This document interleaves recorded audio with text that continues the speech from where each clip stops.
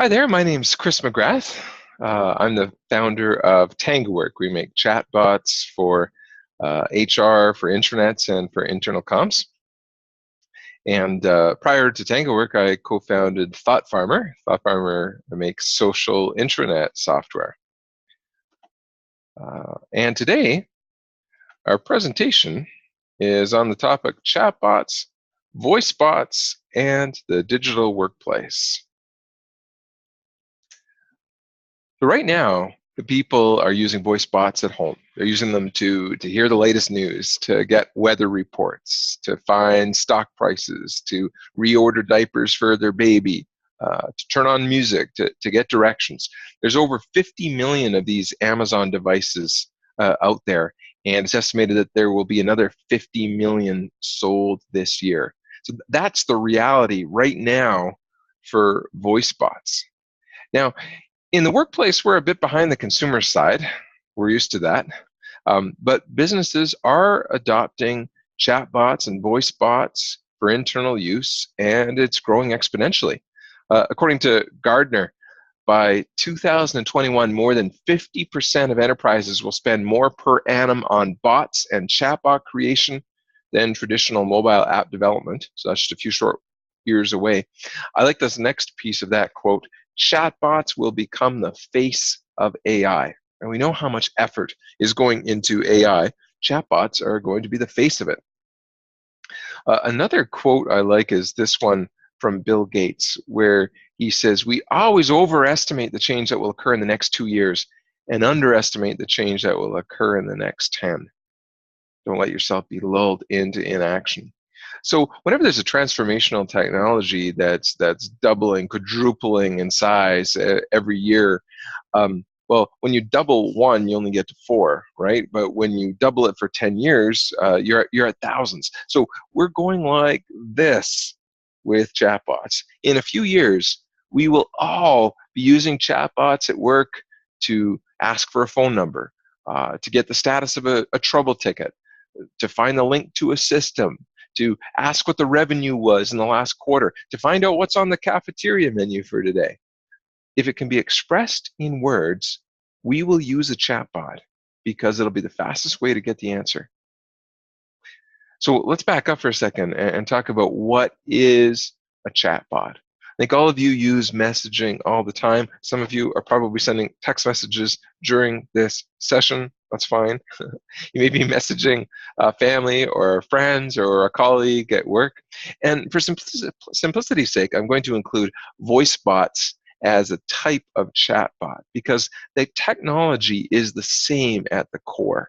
See, with a voice bot, there's just an extra layer to convert voice to text so the computer can analyze it and determine the appropriate response. And then to take the text from the computer and turn it back to voice. There's just an extra layer on each end. But at the core, the technology is identical. And here at TangoWork, we're currently focused more on text-based chatbots because we think they have broader applicability in the digital workplace. So quite simply, the chatbot is a software program that responds to you when you send a message rather than a real person. And chatbots are delivered on a range of channels, as you see here, SMS or Facebook Messenger or Slack and so on. So you use your existing messaging app and the chatbot is delivered over that. But the best way to really get your head around a chatbot is to see one in action. So try asking questions of our TangoWork chatbot. Here's what you'll see if you type in m.me/TangoWork into your browser or on your phone. It'll open Facebook Messenger on a phone, and you get an intro screen like this. If you click Get Started, then it'll give you an introductory message, as you see here, telling you what the chatbot is and what you can do with it. And so this is a chatbot that just answers questions about TangoWork. So you can say, hi, it just says, nice day out, isn't it?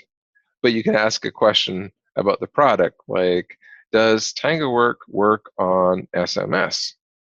And it comes back with an answer to that, SMS. TangoWork works fine with plain SMS, text messaging. It does cost a penny, so there's a bit of a downside. for each message sent and received. Who works for you? If you ask a question like this, you get a visual response with cards, with the bios of some of our employees. It also has just a personality, so you can ask non-work related things like, do you know Siri? And the chatbot comes back, what, just because I'm a bot, we all know each other? Um, and so that's an example of a chatbot that you can play with. This represents a few hours of work that we did, but about a day we spent to build this Tango work so I could use it in sessions like this one. So we all know what a chatbot is. Let's talk about one of the main questions in this presentation. When is a chatbot better than an intranet? We're also going to look at scenarios when a chatbot is not better than an intranet, when an intranet would be the better solution. But first, let's tackle this first one, when a chatbot is better than an intranet. First scenario is if you want a question, you have a question, and you want an answer. A chatbot is better because it's faster and easier. You don't have to open a web app.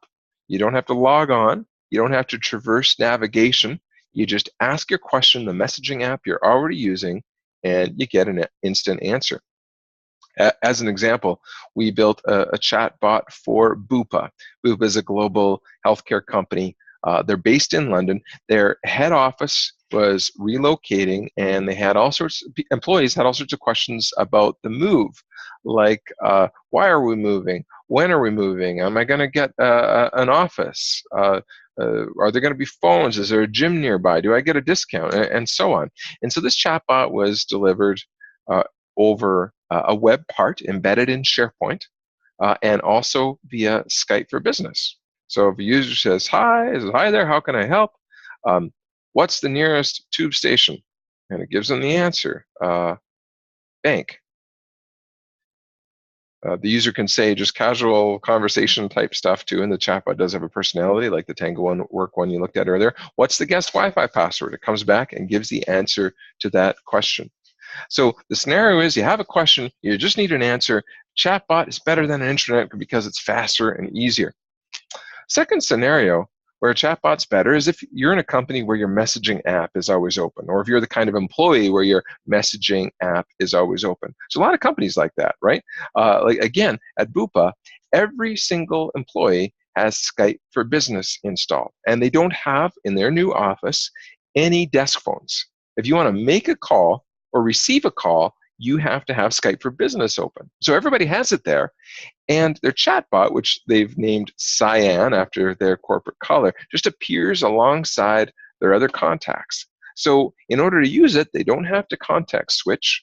When they're sending messages to other employees, their chatbot Cyan is right there, right alongside. And in many organizations now, this is the case. There's a messaging app such as Skype for Business or Teams or Slack that's heavily used.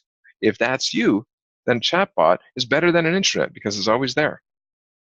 A third scenario where a chatbot is better than an intranet is if your internet connection is slow or unstable. These conversational UIs, as they're called, text-based UIs, they consume very little bandwidth. In fact, they even work, as we mentioned, on plain SMS with no bandwidth at all, right? 4.5 billion phones around the world are SMS compatible, so you can deliver your chatbot over those. And because they consume so little bandwidth, companies like Delta Airlines are offering free messaging on their flights. I don't think it's globally, but within the United States, they're able to do free messaging because very little data is required. So even if all 200 passengers on a flight are using text messaging, well, that's trivial for them to deliver. A fourth scenario where chatbots are superior to an intranet is if you don't know which system has the information you need, right? If you're like most companies, you've got dozens of systems.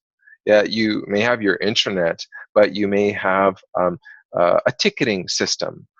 You may have some sort of internal help desk. You might have another system for requesting time off or for expense reports. It's not uncommon for there to be more than a dozen systems, even several dozen systems in use at a company. If you don't know which one has the information you need, a chatbot can be incredibly useful because it can figure it out for you. There's a company we're working with, a small software company with a couple hundred employees, and they found that even at their small size, they've got several systems, and employees get confused about which one to go to. So we're working with them to build a chatbot that can handle those kinds of questions. Like you see in this scenario here, the chatbot says, "What can I help you with today? Status of ticket TW372." The chatbot comes back, "Here's what I found in Jira. TW372, the status is resolved, last updated yesterday." Or if the user says, "Do you have Tammy McTavish's phone number?" That's another system. And the chatbot can come back and pull up her profile with her title, her email address, and her phone number. Or if the user asks something like this, "How many inbound leads last month?" the chatbot can fetch it from the CRM. Here's what I found in the CRM. Um, your chatbot can be the single home to figure all that out, a virtual assistant to go and fetch the information from the appropriate location. A fifth scenario where chatbots are better than intranets is if you need push notifications.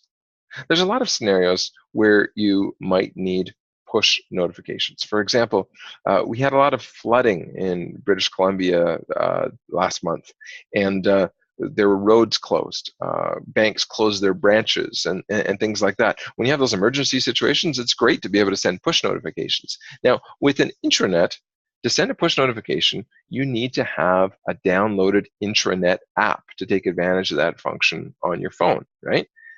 But if you've tried this, you know how difficult it is to get employees to install your app. And most companies are doing BYOD, bring your own device. And so it's up to employees really whether they get a new device, a new app on that phone. And then if they get a new phone, they've got to install your app again. And then you've got the issues with pushing upgrades. Most people don't install apps. The average person installed 0 apps last month. So a chatbot, though, a chatbot always has push notifications enabled. Why? Because you don't install an app to use a chatbot.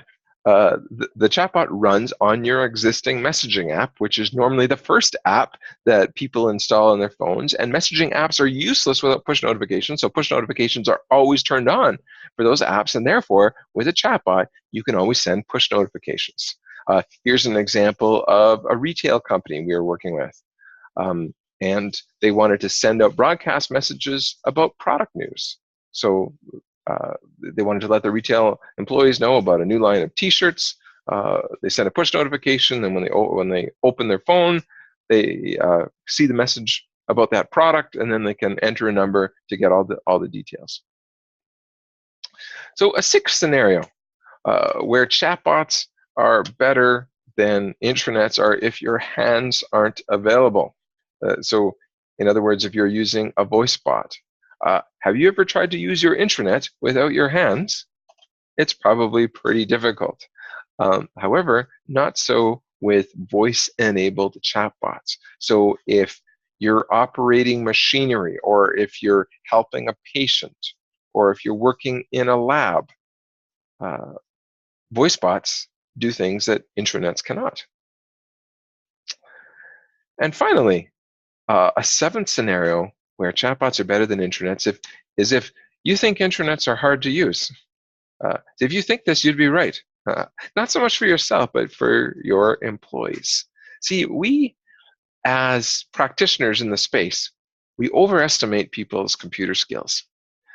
Here's a chart of computer skills in Australia. And this is extracted from a study of 216,000 people. Nielsen Norman Group wrote a fascinating blog post on it in the fall of 2016. And it was an extensive study that evaluated people's computer skills. And as you can see, in Australia, very similar to most Western countries, by the way, just over 60% of people's computer skills are either poor, terrible, or can't use them at all. Then there's about a third of people in that medium group. See that little strong sliver? Only 7% of the adult population are strong computer users. And what's even more surprising is when you consider what an example of a strong computer user is. See, we hear strong computer user, we might think, oh, that must be like a programmer. But no, not at all. A strong user scenario was I get emails from 3 different people suggesting when I'm available for a meeting. And then I've got to look through those 3 different emails, compare them, and decide that the best time for a meeting is, okay, 3 p.m. next Thursday. Now send them an invite to that meeting. In order to flip between those different emails, use your calendaring and your email system, you need to be a strong computer user. That's the example of the task. Only 7% of people fit in that category. So we give them intranets that look like this. Now, SharePoint is much improved from what it used to be, but still, the average person cannot use this. But a chatbot, everybody understands conversational UI, right? If you know how to talk, if you know how to type, you know how to use a chatbot. It's such an intuitive interface, and that's why everybody is using it. It's the #1 use of mobile phones, even among senior citizens, right? Chatbots, everybody can use. And I think that's not only one of the reasons why chatbots are superior to intranets in certain ways, but why they will ultimately dominate the digital workplace, because they're so easy. Now, let's step back from that a little bit and talk about, when is an intranet better than a chatbot? Well, what if the scenario is you're not sure what you're looking for? If you're kind of thinking, well, I'll know it when I see it, a chatbot's not a good candidate for that, because you can't browse a chatbot. Have a look at the Tango Work Management Console. This is the back end of the chatbot we just looked at. You can see in the top left that there's several categories of content, and we can click expand to look at all. See, look at all the different content in this. There is no way you can use a chat interface to browse this or to visualize it. That's why you need a management console for your chatbot. So if the scenario is, well, I'll know it when I see it, I got to look through the options and then pick one, then you need an intranet, right? You can't browse a chatbot. The next scenario is if you need long-form content. See, the chatbot medium forces brevity, which is good, because short messages are fast and easy to read. They're faster and easier to write. But most company policies aren't going to fit within that little chatbot window, within 50 words. Here's an example of the dress policy for the NHS Foundation Trust in the UK. And this is just 2 pages out of an 18-page policy on how to dress. Obviously, you're not going to be able to deliver this in a chatbot. Now, maybe you can deliver your dress policy within a chatbot if you modify it a little bit. I like this one from the CEO of General Motors, Mary Barra. She got a lot of press last month when they changed their dress policy to simply dress appropriately. Well, that's short enough to fit just fine within a chatbot. But if you're like most companies, your policies are going to be longer than that, and a chatbot may not be a good place for them. Look at this comparison here of the same article on CNN's chatbot versus CNN's mobile app. So on the left, you've got the article optimized for chatbot. They've abbreviated it, truncated it. And on the right is the one on mobile, and it goes on and on and on. Chatbot content has to be shorter than the version on the right. So if you have long-form content like a policy, at the minimum, you need your full mobile browser to look at it. And the bigger the screen is, the easier it is to read. So that's a scenario. A third scenario where an intranet is superior to a chatbot is if you just want to see what's happening, to see what's going on. You want to discover new content. You take a look at a screenshot from Workplace by Facebook. Workplace by Facebook is fantastic for serendipitously discovering new content. Say you're logging on here to get the minutes from the last meeting, but as soon as you open it up, you see, oh, Tim Claypool is taking a poll about things they got to remember for going to Minneapolis. And oh, you see in the top right that Gloria Windsor is online. Maybe you want to start a chat with her. You see over on the left that there's a new event you haven't read about. So this is all about serendipitously discovering new content, and that's an important function for intranets.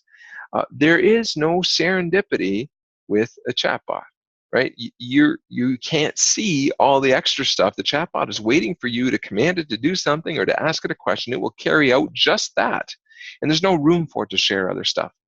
So that's another scenario where an intranet is superior. A fourth scenario where an intranet is superior to a chatbot is any scenario where you need a full graphical user interface. Chatbots have a limited UI. You're never going to be able to edit a photo via a chatbot. You're never going to be able to format a data table within a chatbot. Or here's an example from Thought Farmer, the last startup I was involved with. Right, this is the org chart viewer. Beautiful, visual. You can't do this via chatbot. For that, you need a full graphical UI. And any scenario like that, that's one that's where intranets are superior. So, should you use an intranet or a chatbot? Well, it's really not an either or question. A chatbot complements or strengthens your intranet. Take a look at an example here. We're working with a large education company who is currently in the midst of deploying a new intranet powered by Igloo, but they also have a huge Slack deployment. And what they know about their Slack users is their Slack users don't like to leave Slack. They're very heavy, frequent users. And so rather than force them to go to the intranet, they want to make the intranet available from within Slack. So here, if we watch, I'm gonna type, how do I get an account to Dropbox? So in this case, the chatbot has an instant answer to that question. It's managed by IT, email this. Or if we type, what is the address for the London office? The chatbot has an instant answer to that question. But now if the user types Hanjin investment, it doesn't have an answer to that, so it searches the intranet and provides a link to the intranet. Or if the user types Melissa, it comes back again with two links to the intranet. If we click one of them, it actually opens the intranet, and I see there's a Melissa Charles profile page. Back to the chatbot, I type dress code. Again, it searches the intranet, brings up a link to the dress code. If I search, what does EBITDA mean? Well, the chatbot has an instant answer to that because it's got a built-in glossary. It says earnings before income tax, depreciation, and amortization. So there you see that the chatbot has made the intranet available. It can provide instant answers to some things, but things that it doesn't know, it executes an intranet search and brings the link back in. And there's lots of places that they can go from here, including providing a synopsis of the intranet article right within Slack and so on. So it's not an either or question. You can have both. And if you have a chatbot added onto your intranet, it's going to make your intranet that much better, that much heavier used. So next we're going to talk about best practices. Oops. What have we learned from deploying chatbots? Well, first off, we've learned the importance of starting with a narrow domain. Unless you have a massive budget, don't try to build Siri. You think about all these assistants that the big players have built, like Facebook and Google Assistant, Microsoft Cortana, Siri.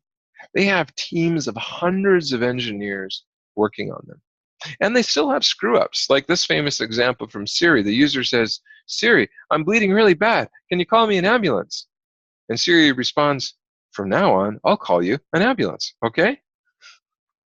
Now, they fix this. Now Siri does the right thing and makes an emergency call. But it illustrates the point that internally, we don't have hundreds of engineers to work on things, right? We've got small, efficient teams. We're going to have screw-ups. We can't try to boil the ocean.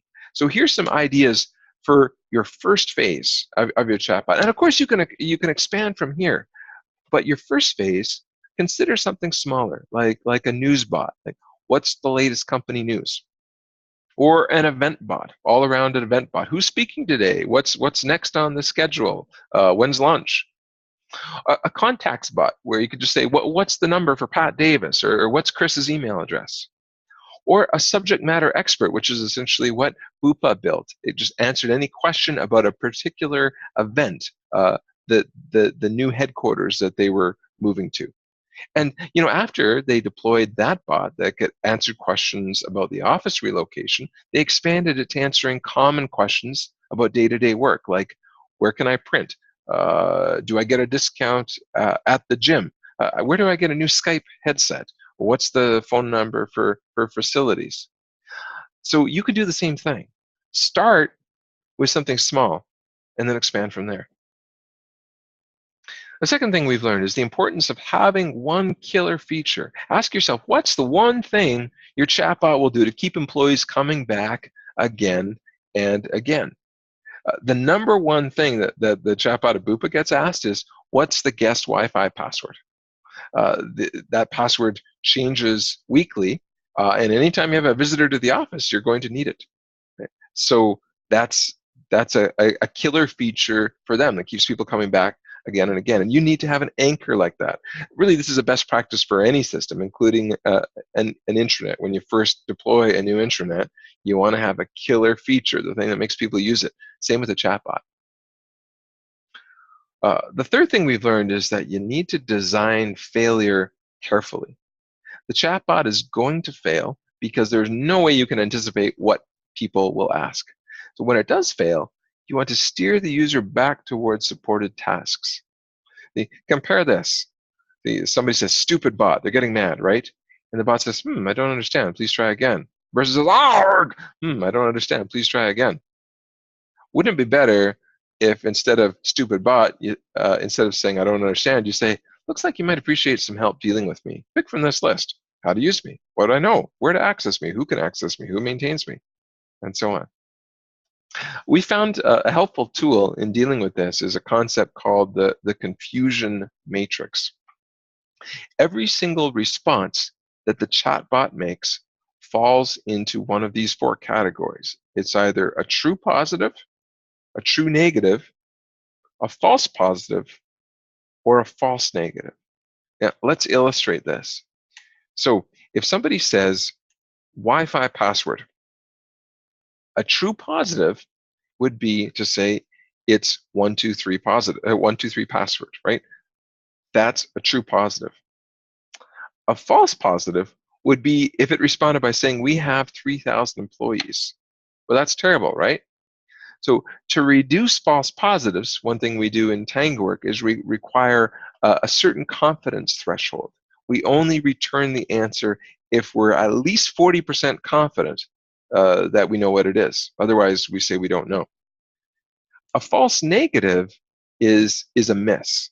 A false negative would be if the bot knows the password and the person says Wi-Fi password and the bot responds with, sorry, I don't know. A true negative would be if the bot says, sorry, I don't know, and it really doesn't know. Like if it doesn't know the Wi-Fi password, then that's the correct response to say, sorry, I don't know. But you want to consider your chatbot's response to all four of those scenarios and make sure that it's, first of all, that's giving the best answer it possibly can, and second, that it's steering the user back towards supported tasks. In fact, sorry, I don't know is not tremendously helpful in bringing the user steering them back towards helpful tasks. It might be, sorry, I don't know the Wi-Fi password. I only know things about the DEX 2018 conference. And that would be a good response for a DEX bot. Our fourth best practice is to grow your pilot gradually, because you can't just launch after building a chatbot and say, yeah, we got it all, because it's impossible to anticipate what users will say. No matter how much upfront brainstorming and contact work you've done, users are going to ask the chatbot things that you never imagined. Bupa initially launched their chatbot to 10 employees, then expanded to 20, then to 50, and so on. And we carefully reviewed every conversation transcript, noting where the chatbot succeeded and where it failed.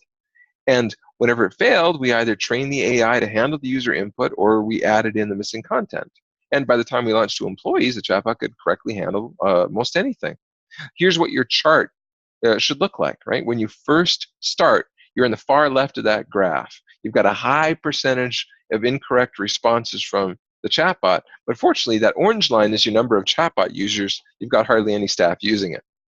Gradually, you increase the number of chatbot users. That's your orange line. And the white line plummets, the percent of incorrect responses. And once you've got it down to an acceptable level, when you're getting less than 5 or 10% incorrect responses, well, now you're ready to launch and you can increase the number of users. Here's a fun example from a real chatbot we deployed for the Intranet Now conference in London last fall. And here you see a conversation that Catherine Grenfell of Step 2, hi Catherine, that she had with the chatbot. And the cool thing about chatbots too is it's like you're doing user testing all the time. You gain insight into what the user of the chatbot is thinking. But so we just launched the chatbot. Catherine says, hello. And it says, hi, this is the Intranet Now conference bot. See the menu below for options. And Catherine asks, what menu? Good question. The chatbot, we have here a false positive. It gives her the details about the session. Then she asks, what is the closest train station? Well, we had considered what's the closest tube station, but didn't think about trains. So again, it gives her the wrong answer. Then she says, what should I wear? Good question for a conference, right? But we get a true negative. We hadn't thought of programming the answer for that.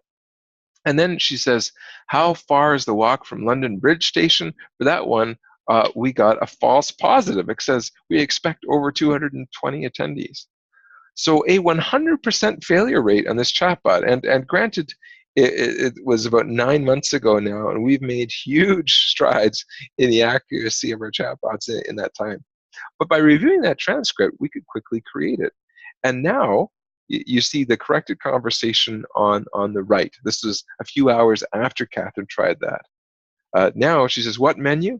And it explains, use the messenger menu to navigate. It's at the bottom near where you type. She says, what is the closest train station? Well, now it gives the right answer. What should I wear? It provides an answer to that question and even provides a photo of last year's conference. So this is an example of why you need to pilot slow.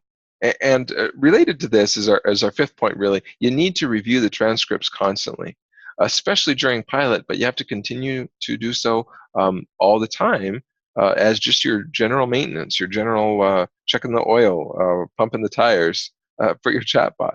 Most of your time managing a chatbot is spent on exceptions, on the things that it didn't get, the long tail, the edge cases. And we built a lot of special features for helping out with that.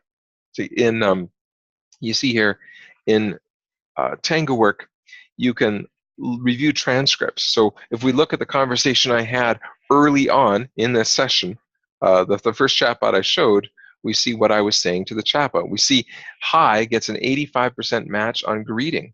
I can go in there and I can edit the response to that if I want, if I don't like what it's saying.